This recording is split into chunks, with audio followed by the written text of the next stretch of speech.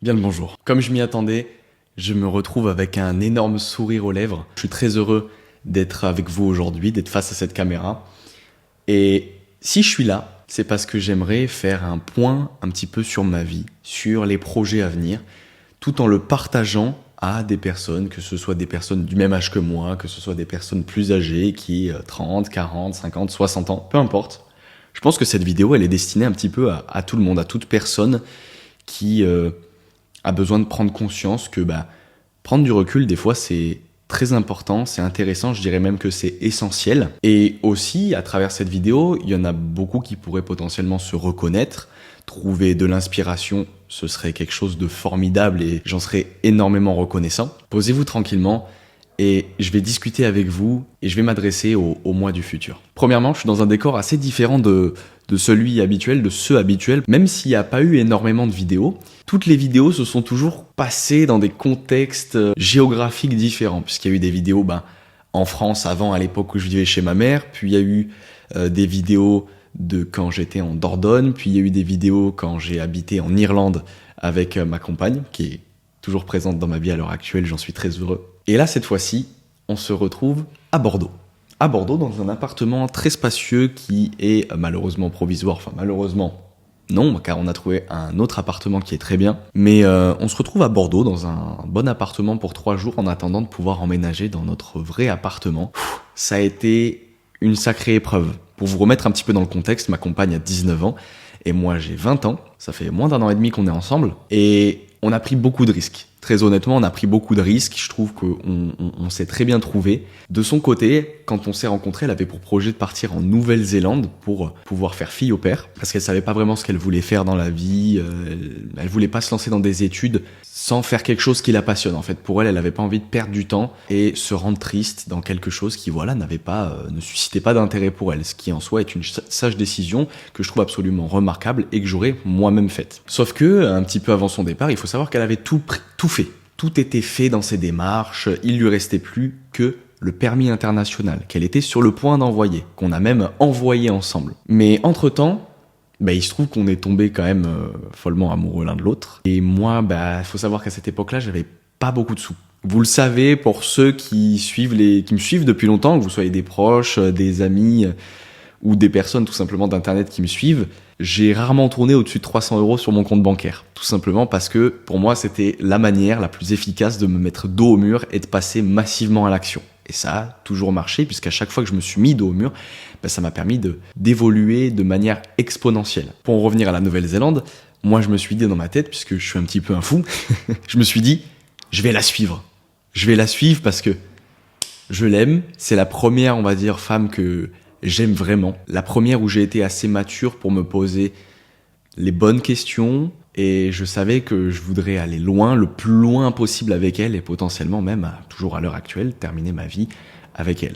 Bref, la Nouvelle-Zélande, c'était très loin, le billet était très cher, j'avais 300 € sur mon compte, je le répète, et le billet c'est minimum 800 €, uniquement l'aller. Donc autant vous dire que si je partais là-bas, que j'arrivais à faire 500 €, j'aurais travaillé 2, 3 semaines, 1 mois, j'y serais arrivé. J'aurais réussi à faire mon visa, mon passeport, tout ce qu'il faut, en temps et en heure, et je serais parti assez rapidement. Mais ça restait quand même compliqué, parce que ce côté financier, il posait quand même pas mal de soucis. Moi, de mon côté, j'avais pour projet de partir dans un pays anglophone pour pouvoir améliorer mes capacités linguistiques et pour pouvoir devenir quasiment bilingue anglais. Je me suis dit, pourquoi pas Londres, pourquoi pas l'Angleterre, pourquoi pas l'Écosse, pourquoi pas des pays anglophones qui sont relativement proches. Et puis je balance une idée, un soir ça pop dans ma tête, on réfléchit, on se dit, mais quel pays est accessible rapidement, sans énormément de documents, où il parle que anglais, parce que du coup moi je n'avais même pas mon passeport. Sachez que je n'ai jamais eu de passeport. Mon passeport je l'ai créé il y a seulement 1 an, ça fait 1 an, un petit peu plus d'1 an. Du coup on regarde, sans avoir besoin de visa de travail ou quoi que ce soit, on a retrouvé l'Irlande, l'Écosse, l'Angleterre, et on s'est porté sur l'Irlande. Maintenant d'autres problèmes se posent. Je n'ai pas de passeport, et elle, son départ était prévu 1 mois et demi après, même pas. Donc moi, qu'est-ce que je fais? Ni une ni deux, En plus, je tiens à remettre un peu de contexte, on était dans la période à ce moment-là où tous les papiers administratifs, toutes les demandes de papiers importants prenaient minimum 2 mois et demi. Tous les gens attendaient leur permis de conduire, leur carte d'identité, ça traînait. Et moi, j'avais pas 2 mois et demi. J'ai pas pistonné ou quoi, des contacts dans la mairie, dans ma famille. Je me suis débrouillé. J'ai regardé, je suis tombé sur un site qui montrait les mairies qui étaient en capacité de créer des passeports et je tombe sur un endroit qui se trouve à 1 heure de chez moi, qui est une petite commune juste à côté de Bayonne, mairie inconnue au bataillon, mairie de Villefranche.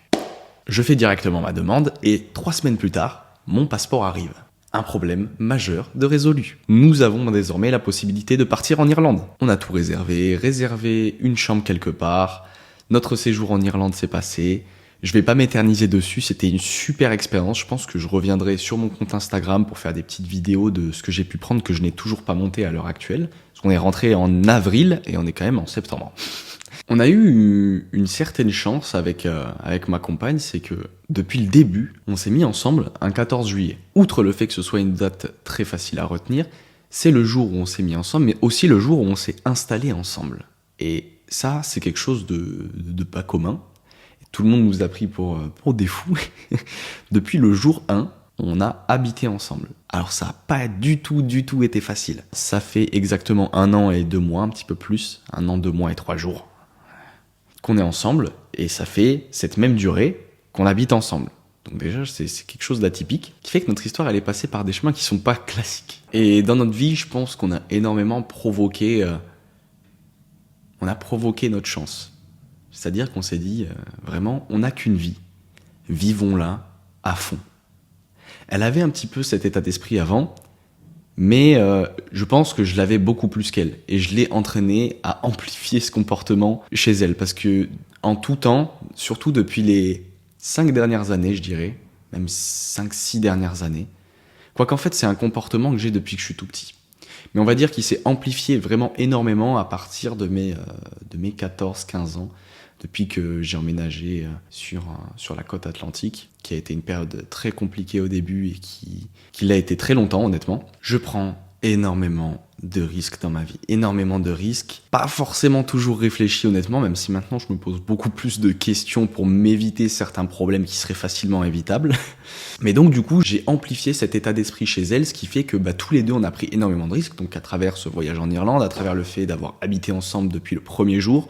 Et ah oui, précision, certains pourraient penser et se dire ah oui, ils se sont peut-être mis ensemble le premier jour, mais peut-être que vous étiez en train de fricoter depuis déjà beaucoup de mois, voire même plusieurs années.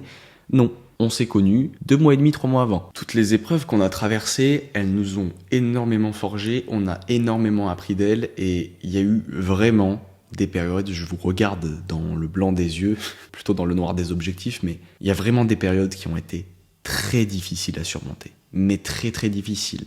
Moralement, physiquement, ça a été très dur. Et il y a beaucoup de petites, de moyennes, de grandes épreuves, surtout des grandes. Et dans un temps tellement petit que on a vraiment galéré, il y a des fois on a ramé, mais on s'est toujours rattrapé l'un l'autre. Il y a toujours quelqu'un qui a tendu la main, il y a toujours quelqu'un, que ce soit elle comme moi, qui a fait le premier pas. Moi, j'étais très mauvais en communication avec les autres. Je suis très fort dans la communication, dans le fait de m'exprimer, mais pas m'exprimer... Je saurais pas comment le dire. On va dire que je suis un extraverti introverti. C'est-à-dire que d'un point de vue extérieur, comme vous pouvez le voir là, je suis quelqu'un, j'ai vachement d'énergie. Je parle très facilement, j'ai une aisance orale qui est quand même assez forte. Mais j'ai énormément de mal à communiquer ce que je ressens, à communiquer de pourquoi ça va pas. Même moi, parfois, honnêtement, il y a des fois où je vais pas forcément très bien. Je sais même pas, moi, me l'auto-verbaliser. C'est très compliqué. Donc elle a vraiment fait un travail là-dessus par rapport à moi. Elle m'a vraiment aidé à m'exprimer. Maintenant, ça va beaucoup mieux. J'exprime de plus en plus mes émotions, ce qui va bien, ce qui va pas bien.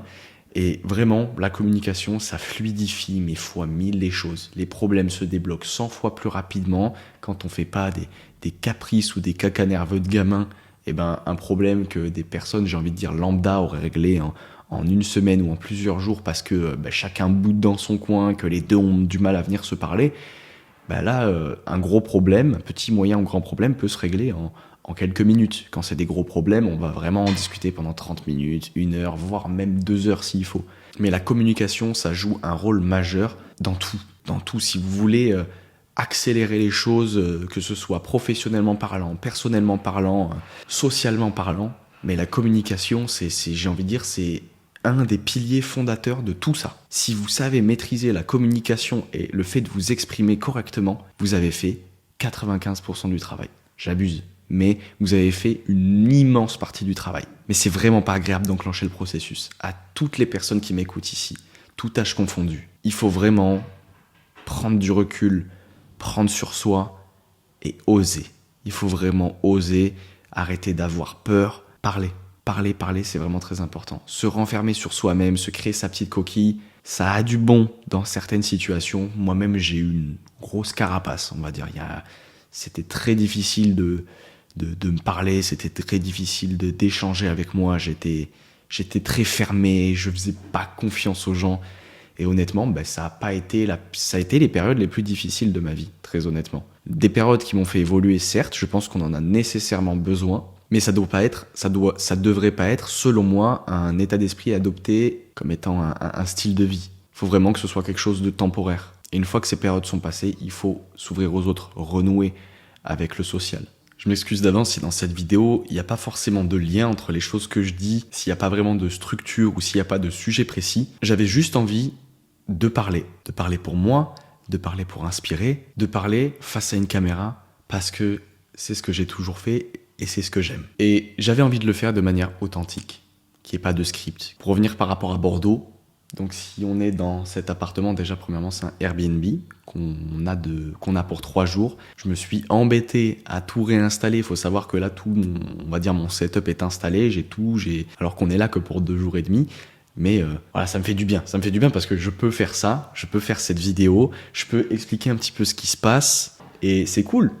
Même plus tard, ce sera une trace si moi je veux revoir ça pour me rappeler de comment j'étais à 20 ans, comment on était à 20 ans, me rappeler qu'il y a eu cette période dans ma vie, potentiellement montrer ça à mes enfants, à mes petits-enfants, ça a une valeur qui est inestimable, vous vous rendez compte. Ça fige dans le temps qui je suis, ça fige dans le temps mes compétences, ça fige tout. Dans 5 ans, je ne serai pas du tout la même personne, dans 10 ans non plus. Voir cet écart, voir la construction qu'il y a eu. Et je suis certain que d'immenses choses vont se construire. On reparlera de mes ambitions juste après, qui sont pour certains beaucoup trop hautes et qui pour moi sont très hautes aussi, certes, mais sont atteignables. Je les estime atteignables du moins. Et je vais faire tout ce qui est en mon possible pour les atteindre. Et donc Bordeaux, ça a été très compliqué parce que Parcoursup, en fait, voilà, c'est ça l'explication, parce que Parcoursup est très compliqué. Donc, pas pour moi, parce que moi, il faut savoir que je suis sorti du système scolaire 3 mois avant mon bac. Mais Théo, t'es fou. Chacun son avis. Mais par contre, pour ma compagne, ça a été plus compliqué, car de son côté, elle a été en année de césure pendant 1 an. Qui dit année de césure dit que pour rentrer dans des études par la suite, vous n'êtes plus du tout prioritaire. Ce sont les bacheliers qui sont prioritaires et ensuite des filières spécifiques, style par exemple STMG selon la filière, ou un bac pro un tel, blablabla. Elle a eu un bac général, donc en bref, elle n'était pas prioritaire. Ce qu'elle voulait faire, c'était des études dans la filière GEA, donc gestion des entreprises et administration, parce que de son côté, elle veut pouvoir créer son entreprise. On voulait viser Hoche, puisque Hoche, c'était, selon nous, le parfait compromis entre tout ce qu'on peut trouver dans une ville sans avoir la dynamique hyper active des grandes villes. Si je dis pas de bêtises, Hoche, on est à 33 000 habitants. Moi, faut savoir que j'ai connu Toulouse et une ville similaire qui est Albi à côté pendant 5 ans, donc je côtoie les grandes villes depuis...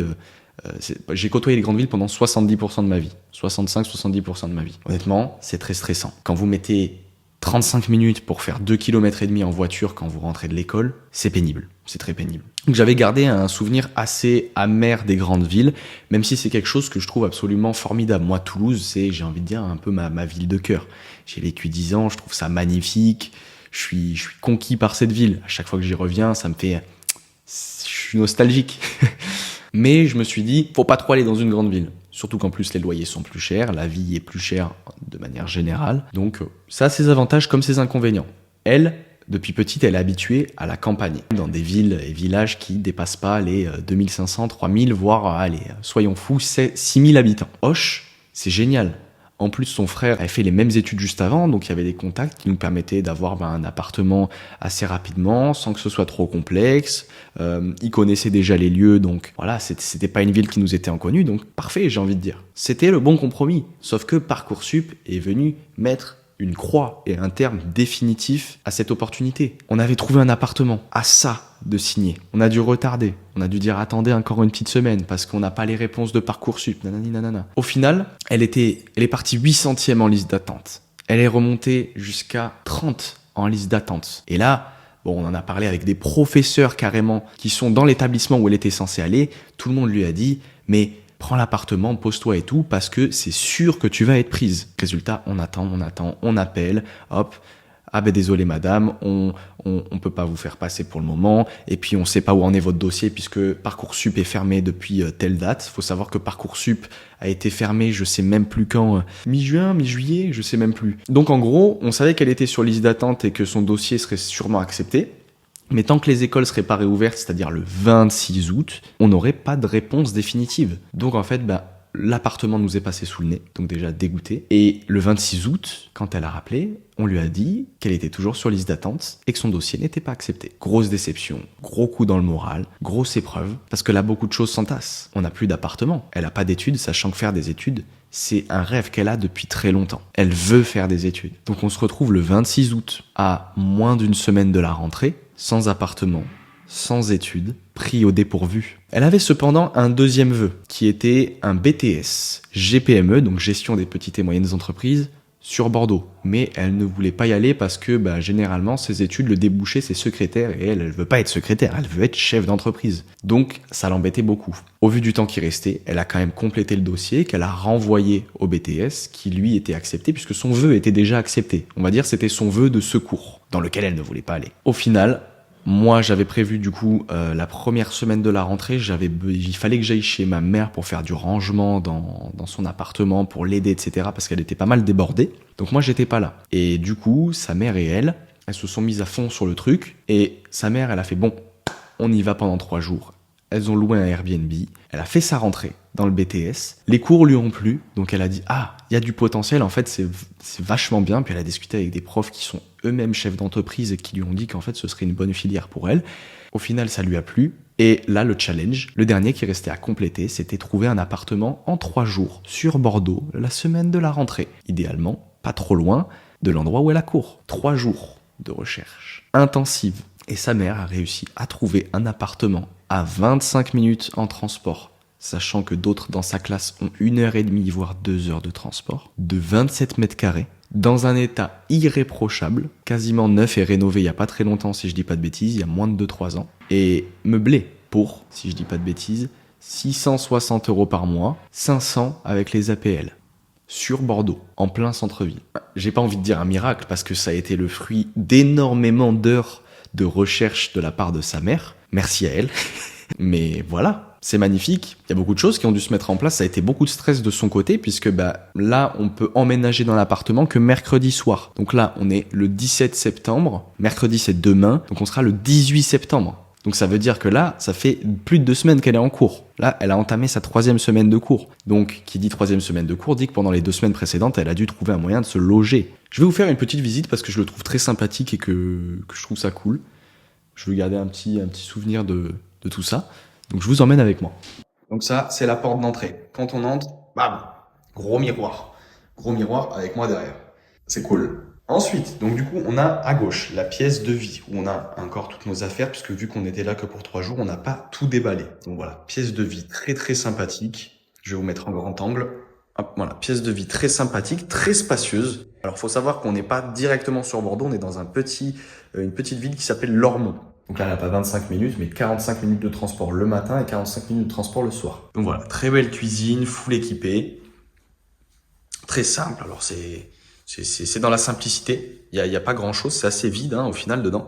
Là-bas, bien évidemment, le petit bureau que je me suis moi-même installé. où je suis en train de vous tourner la vidéo. Ensuite, on part de l'autre côté. Donc ça, c'est génial d'ailleurs parce qu'il y a des rangements partout. C'est juste dingue. C'est trop bien. Tout endroit. Derrière le miroir, il y a rangement. Ensuite, on continue. Première chambre, avec des rangements encore. Deuxième chambre. Hop, je vous allume la lumière. Deuxième chambre. Donc celle-là, on n'y a pas touché. J'ai juste volé le bureau pour aller le mettre dans la salle principale lumineuse, toilette et salle de bain. Voilà, très simple.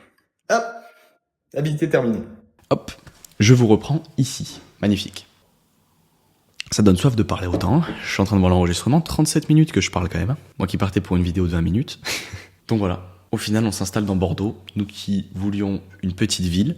Au final, on se retrouve dans une ville où il y a 280 000, 300 000 habitants à peu près, si je dis pas de bêtises. Et je veux pas me faire de fausses idées trop vite, mais je ne connaissais pas du tout Bordeaux. J'étais passé 2 fois en coup de vent, une fois en rentrant de l'aéroport, une autre fois, je sais plus pourquoi.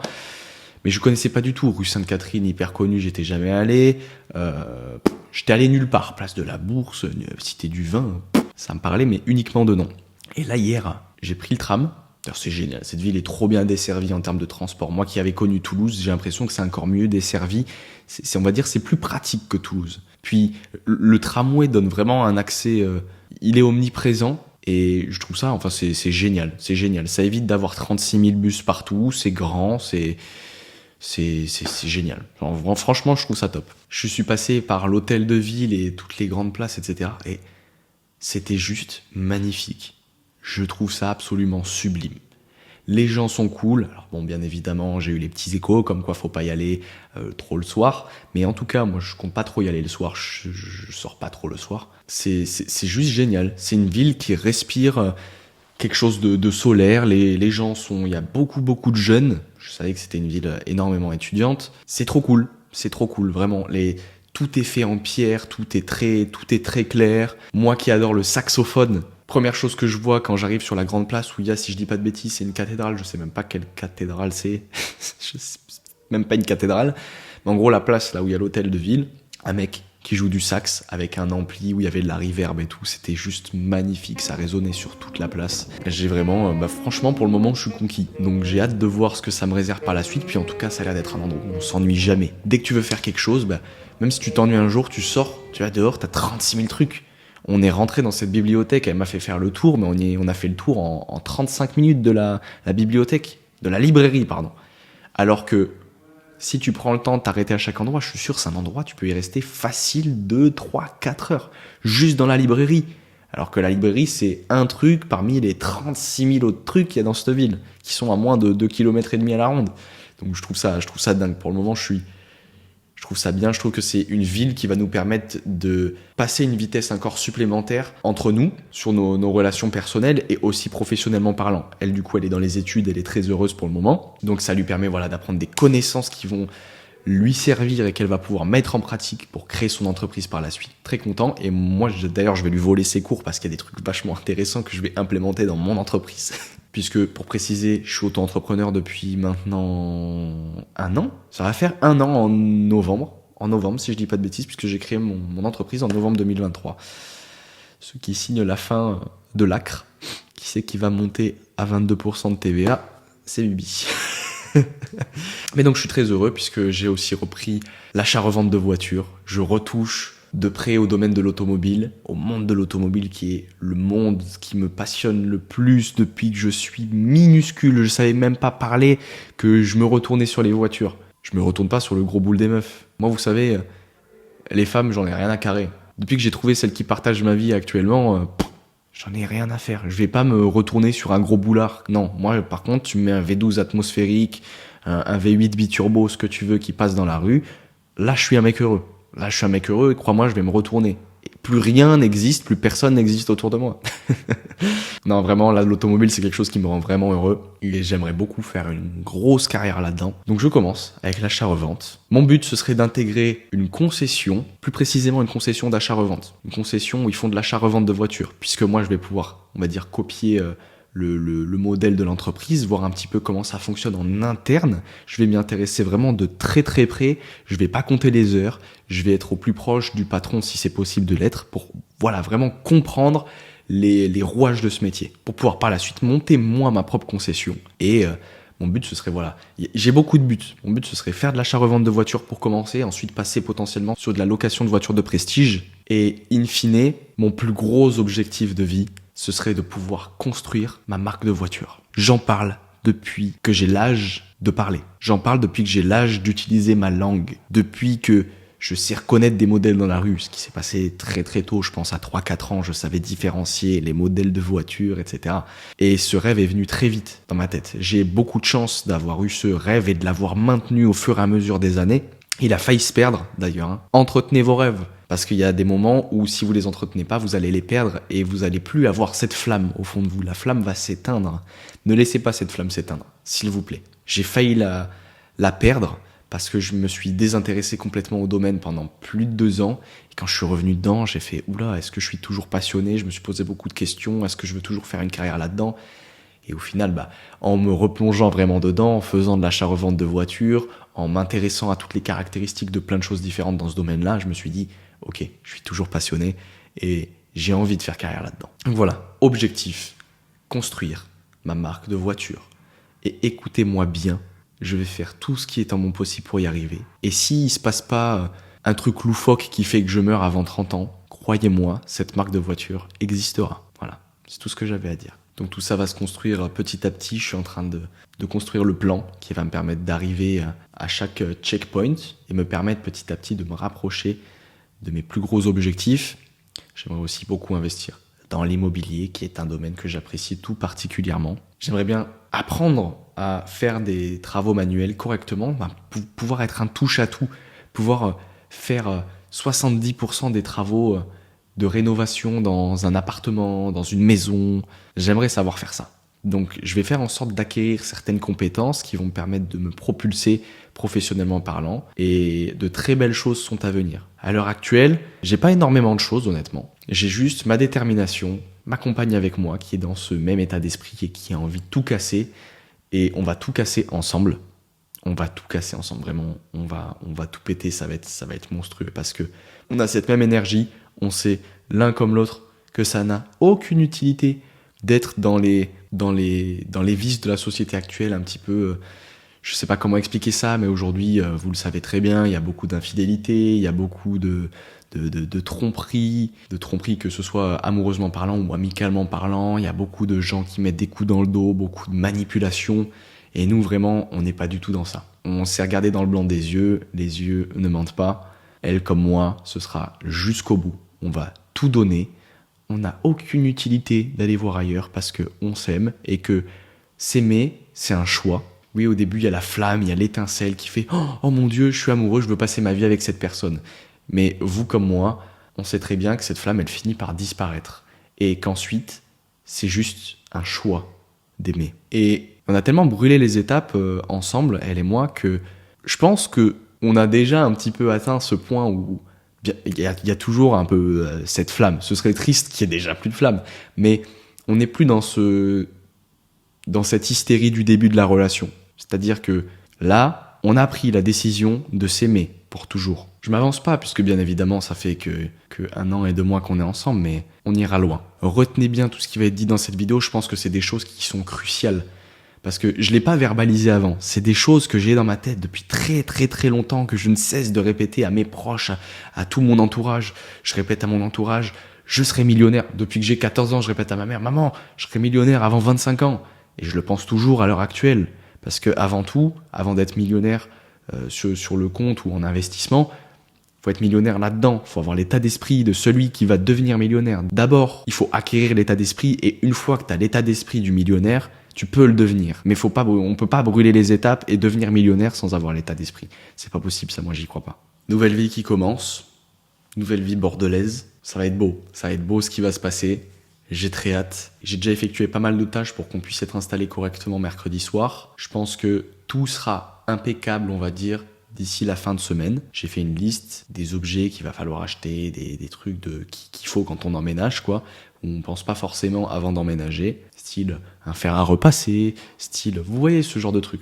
On est parti pour de nouvelles aventures, j'espère que cette vidéo vous aura un petit peu inspiré, que ça aura pas été trop long. Merci à tous ceux qui sont restés jusqu'à la fin, et même à ceux qui sont partis avant, merci à vous d'avoir consacré de votre temps pour écouter un jeune de 20 ans déterminé, optimiste parler. Je crois en moi, je crois en nous, et j'avais perdu un petit peu cet esprit entreprenant, me mettre le dos au mur, etc. pendant un an, parce que j'ai subi vraiment des périodes très très difficiles. Et là, j'avais déjà repris un petit peu depuis quelques semaines cet esprit enragé.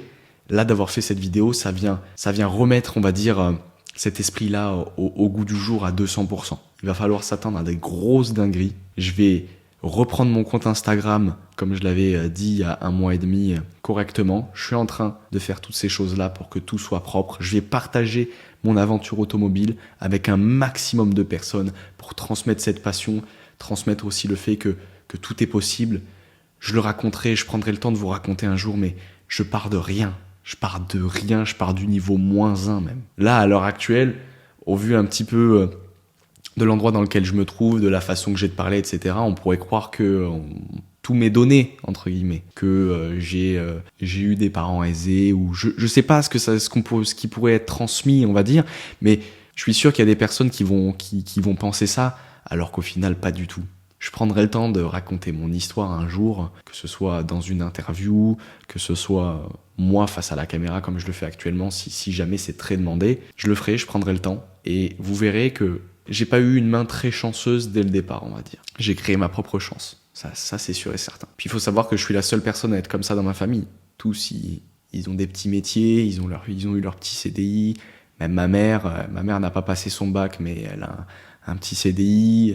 Personne a des vies fabuleuses hein. Dans ma famille, pour être très honnête. C'est pas du tout méchant envers eux, c'est juste la réalité. Ils ont pas des vies sensationnelles. Ils sont pas du tout des vies sensationnelles. Je suis le seul à être comme ça. Je me suis beaucoup auto-éduqué. Et je suis très fier d'être devenu qui je suis aujourd'hui. Et je vais leur prouver, à eux, mais avant tout à moi, que je suis capable de tout. Je suis capable de tout dans les règles de l'art. Il n'y a pas de raccourci en faisant quelque chose d'illégal ou quoi. Non. Tout est fait. Et tout sera fait, toute ma vie, dans la légalité. Je vais juste apprendre à jouer correctement au jeu de la vie. Je vais apprendre à y jouer correctement, je vais manier les règles comme personne, et je vais faire des bons fulgurants. J'en suis sûr et certain. Mon évolution va être dingue, et j'ai hâte de revoir ces vidéos dans quelques années et de me dire « J'avais raison, j'ai bien fait de croire en moi ». C'est cette confiance en moi qui me donne cette légitimité, et qui me donne le pouvoir d'avancer comme je le souhaite. Et c'est pas facile d'acquérir cette confiance. C'est un travail qui se fait sur beaucoup de temps, qui se fait à travers les nombreuses tentatives qui terminent en échec. C'est le fait de rebondir, de se relever après ces échecs, de retenter la même chose différemment, ou alors autre chose, parce qu'on s'est pas retrouvé dans la chose précédente. Ouais, c'est plein de choses comme ça. Merci de m'avoir écouté et donné tout. Je vous remercie.